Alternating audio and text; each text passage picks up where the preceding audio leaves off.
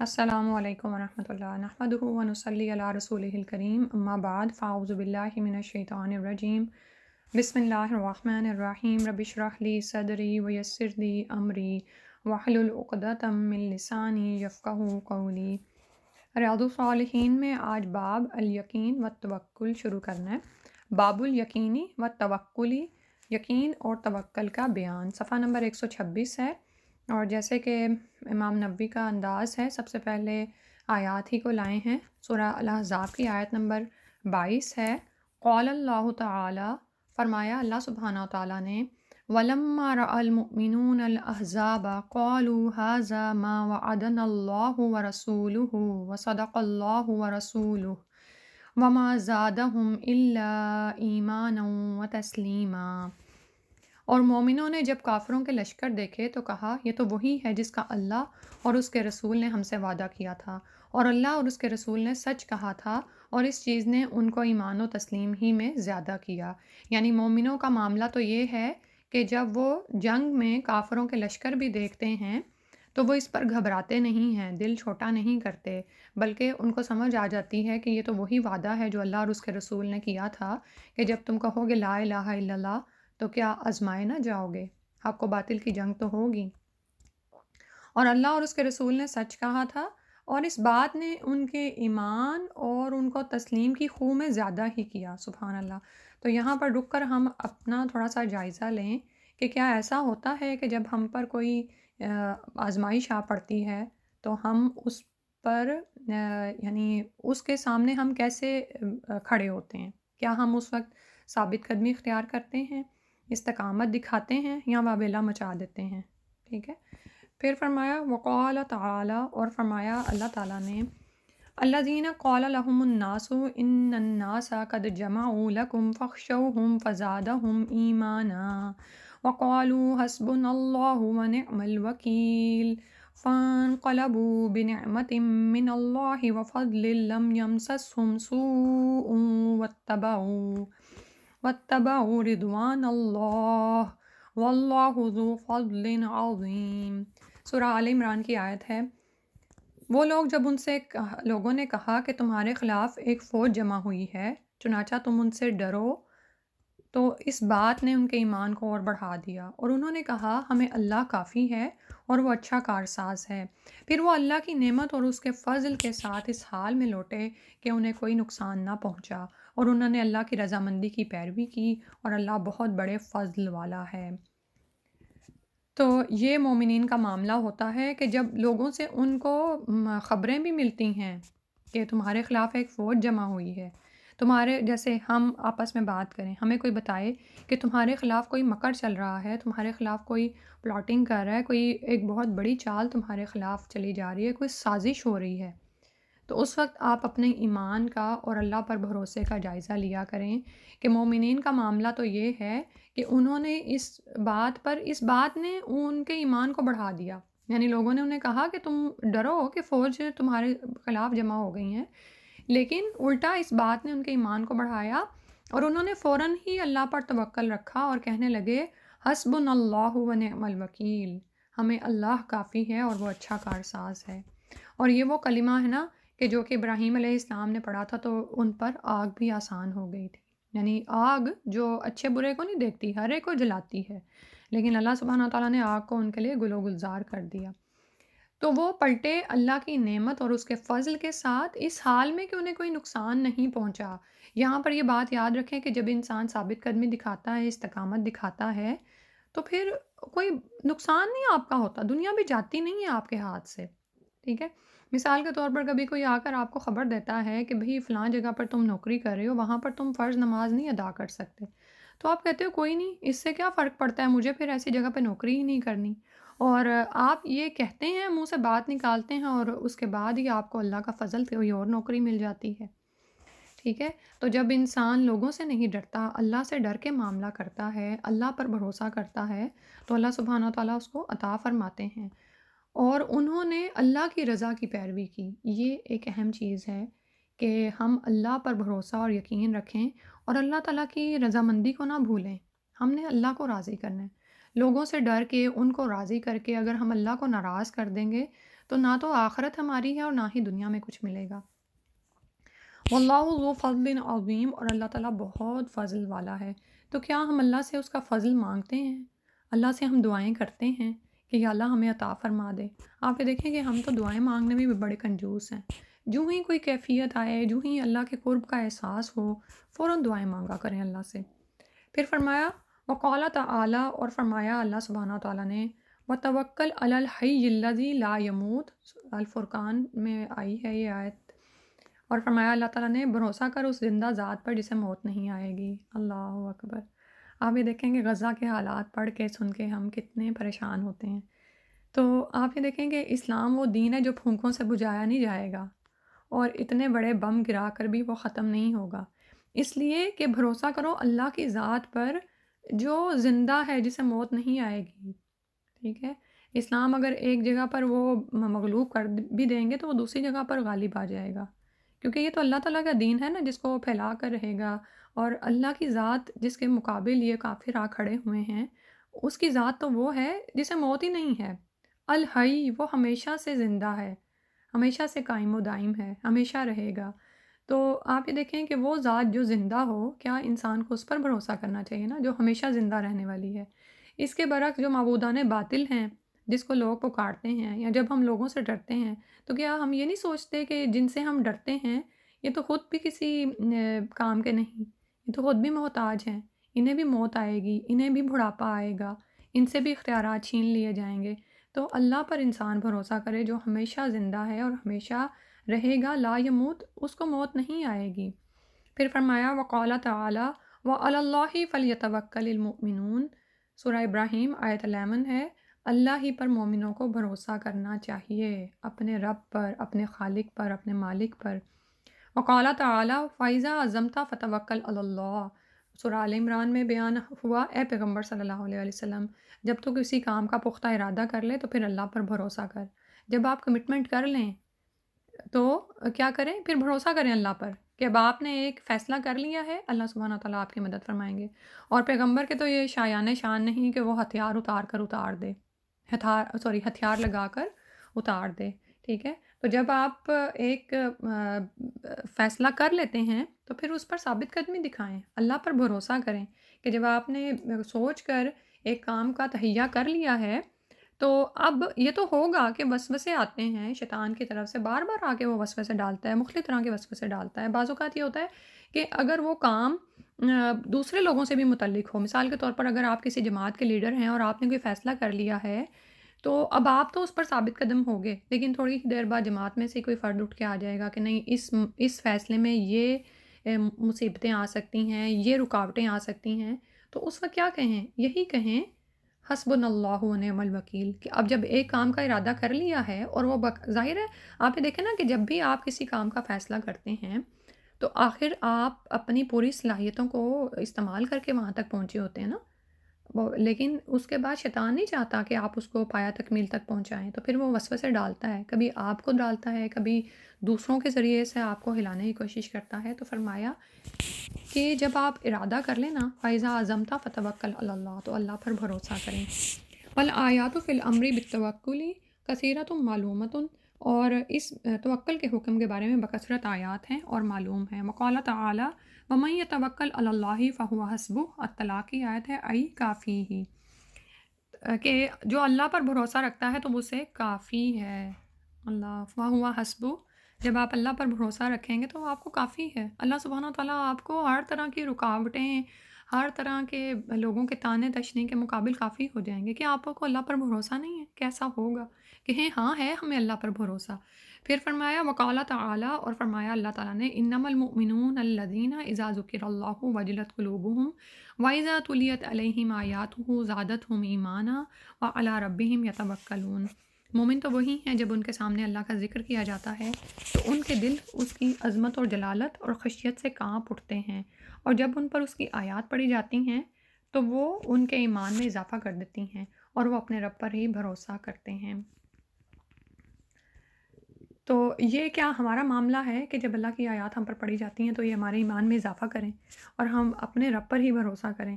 تو توکل کے بارے میں تھوڑا سا دیکھ لیتے ہیں، کیونکہ نا توکل کے بارے میں بھی ہمارے ہاں 2 مختلف انتہائیں پائی جاتی ہیں۔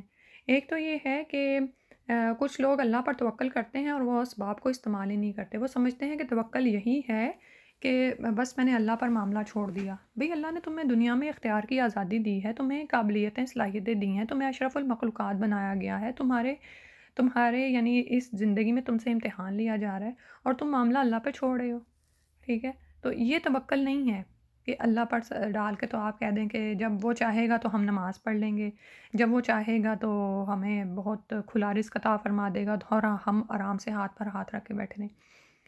اور دوسری انتہا کیا ہے کہ انسان اللہ پر بھروسہ کرتا ہی نہیں ہے، وہ اللہ کو مانتا تو ہے، لیکن وہ جب کوئی بھی سفر اختیار کرتا ہے تو وہ یہ سوچتا ہے کہ ہاں میرے پاس گاڑی ہے، اس میں پیٹرول گیس بھی ہے اور میں فلاں جگہ پر اتنی دیر میں پہنچ جاؤں گا، ٹھیک ہے؟ تو اور پھر یعنی وہ اللہ پر توکل نہیں کر رہا ہوتا، بس ٹھیک ہے، اس کے ذہن میں یہ خیال ہے کہ اللہ موجود ہے۔ تو یہاں پر دراصل توکل ہے کیا، اس کو سمجھنے کی ضرورت ہے۔ توکل کے نا 3 مراحل ہیں۔ پہلا مرحلہ یہ ہے کہ آپ کو کوئی کام درپیش ہے یا کوئی رکاوٹ پیش آ گئی ہے، ٹھیک ہے؟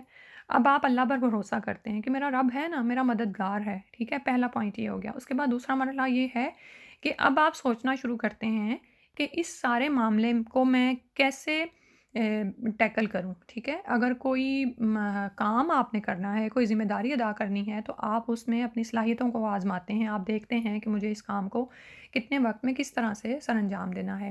اور اگر کوئی مصیبت آ پڑی ہے تو آپ سوچتے ہیں کہ اچھا مجھے کن اسباب کے ساتھ اس مصیبت سے باہر آنا ہے، ٹھیک ہے؟ یعنی آپ اسباب بھی لڑائیں گے، ذہنی یعنی جو مادی اسباب ہیں وہ بھی اور معنوی، یعنی اپنی عقل کو بھی استعمال کریں گے، اپنا جس حد تک آپ سے کام ہو سکتا ہے وہ کریں گے، اور اس کے علاوہ آپ مادی اسباب بھی استعمال کریں گے، ٹھیک ہے؟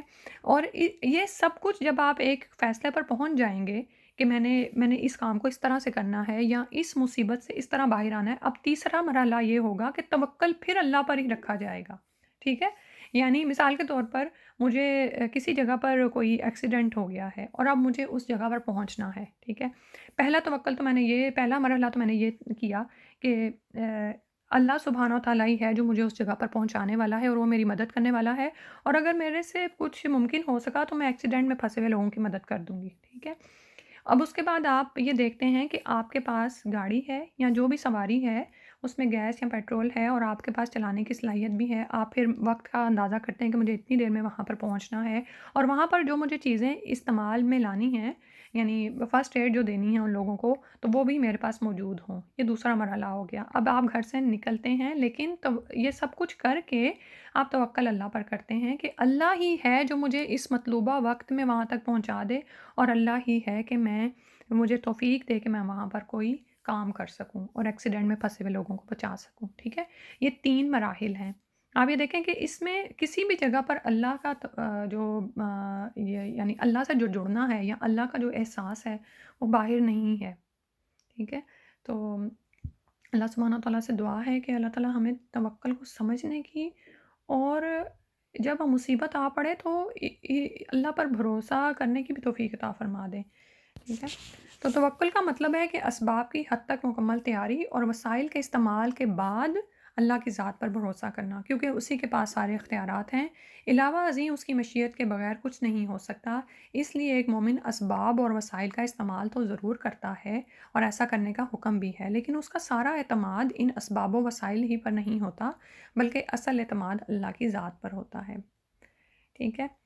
پھر فرمایا وَأَمَّا الْأَحَادِيثُ، اور جہاں تک احادیث کا تعلق ہے جو اس سلسلے میں پیش کی جا رہی ہیں، اس میں آج ہم پہلی حدیث پڑھیں گے۔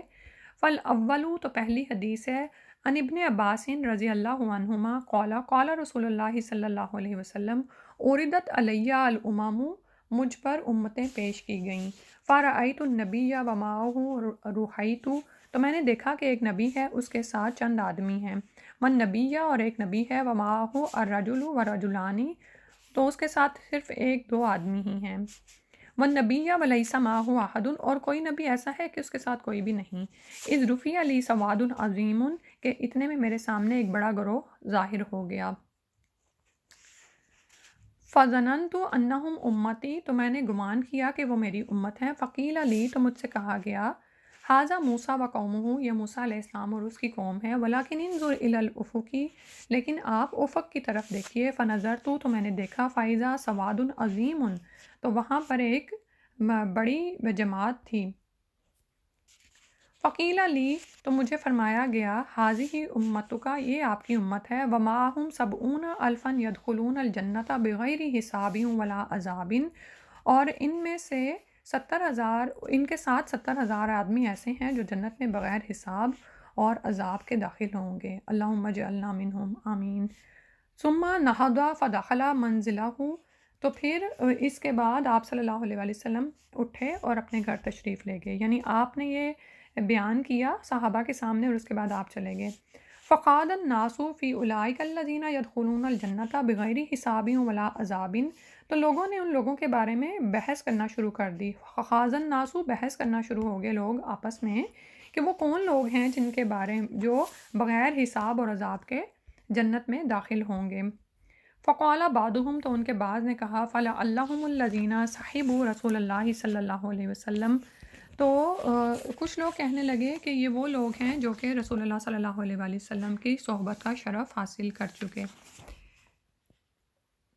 وقال بعضهم، اور ان کے بعد نے کہا، فلعلهم الذین ولدوا فی الاسلام، کہ یہ وہ لوگ ہیں جو کہ اسلام میں پیدا ہوئے۔ فلم یشرکوا باللہ شیئا، اور انہوں نے اللہ کے ساتھ کسی چیز کو شریک نہیں ٹھہرایا۔ وذکروا اشیاء، اور لوگوں نے مختلف چیزوں کا ذکر کیا، یعنی اپنے اپنے گمان کے مطابق لوگ مختلف اندازے لگا رہے تھے۔ فخرج علیہم رسول اللہ صلی اللہ علیہ وسلم، تو اتنے میں رسول اللہ صلی اللہ علیہ وآلہ وسلم واپس تشریف لائے۔ فقال ملذی تخوضون فی، کس چیز کے بارے میں تم بحث کر رہے ہو؟ فاخبروہ، تو انہوں نے آپ صلی اللہ علیہ وسلم کو ساری بات بتائی، یعنی جو اس وقت ہوئی تھی۔ فقالا، تو رسول صلی اللہ علیہ وسلم نے فرمایا، ہم الذین لا یرقون، یہ وہ لوگ ہیں جو نہ خود جھاڑ پھونک کرتے ہیں، ولا یسترقون، اور نہ ہی کسی سے اور سے کرواتے ہیں، ٹھیک ہے، نہ تو کرتے ہیں نہ کرواتے ہیں۔ ولا یتطیرون، اور نہ بدشگونی لیتے ہیں۔ وعلی ربہم یتوکلون، اور صرف اپنے رب پر بھروسہ کرتے ہیں۔ فقام عکاشۃ ابن محسن، تو عکاشہ ابن محسن اپنی جگہ سے کھڑے ہوئے۔ فقالا، تو کہنے لگے، ادعوا اللہ، یا رسول اللہ، اللہ سے دعا کیجئے، ان یجعلنی منہم، کہ مجھے ان میں سے کر دے۔ آپ یہ دیکھیں کہ یہ بھی کسی کے گٹس ہوتے ہیں کہ اس کو ایسی بات سن کے فوراً کسی دعا کا خیال آ جائے۔ فقالا، تو نبی صلی اللہ علیہ وسلم نے فرمایا، انت منہم، کہ آپ انہی میں سے ہیں، کہ تو ان میں سے ہے۔ ثم قال رجل آخر، تو ایک دوسرا آدمی اٹھ کھڑا ہوا۔ فقالا، تو اس نے کہا، ادعوا اللہ، یا رسول اللہ، دعا کیجئے اللہ سے، ان یجعلنی منہم، کہ مجھے ان میں سے کر دے۔ فقالا سبقک بہا عکاشۃ، کہ آپ پر عکاشہ تجھ سے اس میں سبقت لے گیا، یعنی اس نے پہلے دعا کروا لی تو اب آپ کے لیے نہیں ہے۔ متفقن علیہ، یہ متفقن علیہ حدیث ہے، یعنی بخاری اور مسلم دونوں میں بیان ہوئی ہے۔ تو اس حدیث میں بہت سی باتیں سامنے آتی ہیں۔ آپ یہ دیکھیں کہ اللہ کی ذات پر اعتماد اور توکل کی ترغیب دی گئی ہے اس حدیث میں بھی، ٹھیک ہے، اور اللہ پر بھروسہ کرنے والوں کی فضیلت بیان کی جا رہی ہے۔ اور پھر یہ کہ یہاں پر کس بات سے منع کیا گیا ہے کہ جو نہ تو یہ جھاڑ پھونک کرتے ہیں اور نہ ہی کرواتے ہیں، ٹھیک ہے، یعنی یہ جو غیر مسنون جھاڑ پھونک ہے یا تعویذ باندھنا، لٹکانا، اور اس میں شرکیہ باتیں اور ایسے عقائد موجود ہوتے ہیں، تو ان سب سے بچنے کے لیے کہا گیا ہے۔ اور اسی طرح بدشگونی لینا، جیسے طوطے کو اڑانا یا کسی پرندوں کو اڑانا یا ان سے فال نکلوانا، اور اسی طرح جیسے مشرکین مکہ یہ کرتے ہوتے تھے، اور آج کے دور میں بھی حالانکہ انسان اتنی ترقی کر گیا، لیکن فٹ پاتھ پہ بیٹھے ہوئے انسان آدمی کے پاس جا کے اس کو کہتا ہے کہ میری قسمت کا حال نکال دو، ٹھیک ہے۔ اور آپ یہ دیکھیں کہ یہ ہارر سکوپ اتنا زیادہ عام ہو گیا ہوا ہے کہ لوگ کس طرح اندھا دھند اس کو پڑھتے ہیں، صبح اٹھتے ہی یہ کیا جاتا ہے کام، اور پھر اس پر اعتماد اور یقین بھی رکھتے ہیں۔ اللہ سبحانہ وتعالیٰ اس سے ہمیں بچائے۔ 3/13 کی تاریخیں منحوس ہوتی ہیں، اس طرح کی باتیں کرنا، کالی بلی کے راستہ کاٹنے سے، اور یہ بے شمار ایسی جو بھی چیزیں ہیں، یعنی کہ انسان نے اپنی قسمت کا فیصلہ ان بلی کتوں اور پرندوں کے حوالے کر دیا ہوا ہے۔ اللہ پر اس کا کوئی اعتماد اور بھروسہ نہیں ہے، یا ان نمبروں کے حوالے کر دیا ہوا ہے، اور بے شمار ہی بدشگونی کی باتیں ہیں۔ اللہ سبحانہ وتعالیٰ ہمیں اس طرح کی ہر چیز سے بچائے کہ ہم عدد اور یہ اس طرح ان چیزوں میں پڑھیں اور اس سے بدشگونی لیں کہ آج اس طرح ہو گیا تو آج ایسا ہوگا، آج یہ والا عدد ہو گیا تھا تو آج اس طرح سے معاملہ خراب ہو جائے گا، یا اسی طرح جانوروں کے معاملے میں، یا ایون یہ کہ لوگوں کے معاملے میں لوگ نحوست اور بدشگونی لیتے ہیں۔ ٹھیک ہے، آپ یہ دیکھیں کہ ہمارے بیک ہوم میں یہ بھی چیزیں عام پائی جاتی ہیں، یعنی اگر کسی کی شادی ہو رہی ہے تو وہاں پر طلاق یافتہ یا بیوہ عورت کی موجودگی نہیں ہوگی، اور اس کو بڑا یعنی بدشگونی تصور کیا جاتا ہے۔ اللہ سبحانہ وتعالیٰ ہمیں اس سے محفوظ فرمائے، کیونکہ آپ یہ دیکھیں کہ یہ جو بات ہے یہ معمولی نہیں ہے کہ 70,000 لوگ بلا حساب کے اور یعنی پوچھ گچھ کے جنت میں داخل ہو رہے ہیں، سبحان اللہ۔ تو وہ کیا نہیں کرتے، وہ جھاڑ پھونک نہیں کرتے اور نہ ہی کرواتے ہیں، نہ بدشگونی لیتے ہیں، اور اپنے رب پر بھروسہ رکھتے ہیں۔ اللہ سبحانہ وتعالیٰ ہمیں خود پر بھروسہ کرنے کی توفیق عطا فرما دے۔ ٹھیک ہے، تو اللہ کے بھروسے پر بدشگونی وغیرہ سے اجتناب کیا جائے، اور حدیث میں یہی اسی کی فضیلت کا بیان آیا نا۔ اور پھر یہ کہ اب یہاں پر ایک جو ویسے ہمیں پتہ چل رہی ہے چیز کے پچھلے صفحے پر ہم نے یہ دیکھا کہ رسول اللہ صلی اللہ علیہ وسلم کو پر امتیں پیش کی گئی ہیں۔ جی، رسول اللہ صلی اللہ علیہ وسلم پر امتیں پیش کی گئیں، اور یہ ظاہر ہے آپ کو خواب میں یا کشف کے ذریعے سے یہ معاملات دکھائے گئے ہوں گے، یا معراج کے موقع پر مشاہدہ کرایا گیا ہوگا، اور آپ کی امت ہم دیکھتے ہیں سب سے زیادہ ہے۔ ٹھیک ہے، تو اسی طرح آپ یہ دیکھیں کہ اچھا، اس میں یہ بات بھی یاد رکھیں، ابھی یہ جو آ رہا ہے نا یہاں پہ کہ ایک رسول کے ساتھ کوئی ایک آدمی تھا، یہ ایک آدھا ہی تھا، تو اس میں آپ یاد رکھیں کہ انبیاء کے ساتھ بھی ایسا ہوا ہے۔ اس میں ایک سیکھنے کی کیا بات تو یہ ہے نا کہ انبیاء کے ساتھ بھی ایسا ہوا ہے، حالانکہ آپ یہ دیکھیں کہ انبیاء کا تبلیغ کرنے کا انداز یا ان کا بات پھیلانے کا انداز تو ہمارے سے کہیں بڑھ کے، ہم تو یعنی ان کا مقابلہ میں نہیں کر سکتے، ٹھیک ہے نا، کہیں بڑھ کے ہوگا اور کہیں مؤثر ہوگا۔ جیسے شعیب علیہ السلام ہے جن کے بارے میں آتا ہے کہ وہ خطیب الانبیاء ہیں، تو آپ یہ دیکھیں کہ ہم اس بات پہ پریشان ہو جاتے ہیں کہ میں نے اتنی تبلیغ کی اور میں نے اتنا زور لگایا تو دوسرے نے میری بات نہیں مانی۔ تو انبیاء نے خلوص نیت سے یہ کام کیا، لیکن اس کے باوجود بھی ان کے ساتھ کوئی ایک آدھا آدمی ایمان لایا یا کوئی بھی نہیں لایا، تو اس میں ان کا ایک تو یہ بات کہ ان کا کوئی قصور نہیں، اور ان کی تبلیغ کو مشکوک قرار نہیں دیا جا سکتا، بلکہ ان پر صرف پہنچانے کی ذمہ داری تھی۔ یہی ہمارے ساتھ ہے نا معاملہ، ہم نے اپنا فرض ادا کرنا ہے، کوئی ایمان لاتا ہے یا نہیں لاتا، یا کوئی سالوں بعد ایمان لے آئے اور ہمیں پتہ بھی نہ چلے، یہ تو اللہ تعالیٰ کے معاملات ہیں، ہمیں اپنا کام کرنا ہے۔ ٹھیک ہے، اور پھر یہاں سے ہمیں یہ بھی پتہ چلتا ہے کہ حق اور باطل کا معیار تعداد کی کثرت اور قلت ہرگز نہیں ہے، بلکہ بسا اوقات ایک اکیلا آدمی ہی حق پر ہوتا ہے، جیسے ابراہیم علیہ السلام اکیلے ہیں لیکن حنیف ہیں، یکسو ہیں، وہ اکیلے تھے، ٹھیک ہے، اور ان کو پوری امت فرمایا گیا، حالانکہ ان کے ساتھ کوئی ایمان نہیں لایا، لیکن وہ اپنے ایک عقیدے پر تھے نا، تو وہی امت کی طرف اشارہ ہے۔ اور لیکن یہاں پر ایک بات یہ بھی یاد رکھتے ہیں کہ دم کرنا یا بغیر مطالبے کے اگر کوئی دم کر دے تو یہ کروانا تو عقل کے منافی نہیں ہے، لیکن اس میں بدشگونی وغیرہ نہ ہو، اس میں یعنی غیر شرکیہ دم نہ ہو، ٹھیک ہے، تو وہ شرکیہ دم نہ ہو، یعنی اس میں کوئی شرک وغیرہ کی باتیں اگر ہوں گی تو پھر وہ قابل قبول ہے، کیونکہ ہم دیکھتے ہیں کہ رسول صلی اللہ علیہ وسلم نے یہ دونوں کام کیے ہیں، اور جبکہ آپ صلی اللہ علیہ وسلم توکل کے اعلیٰ مرتبے پر فائز تھے۔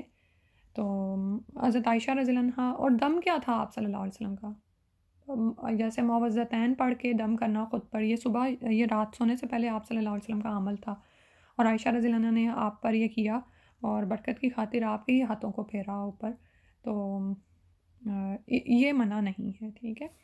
تو اللہ سبحانہ تعالیٰ سے دعا ہے کہ ہمیں سمجھنے کی اور اس دین کو آگے پھیلانے کی توفیق عطا فرما دے۔ سبحانک اللہم و بحمدک، نشہد ان لا الہ الا انت، نستغفرک و نتوب الیک۔ السلام علیکم و رحمۃ اللہ۔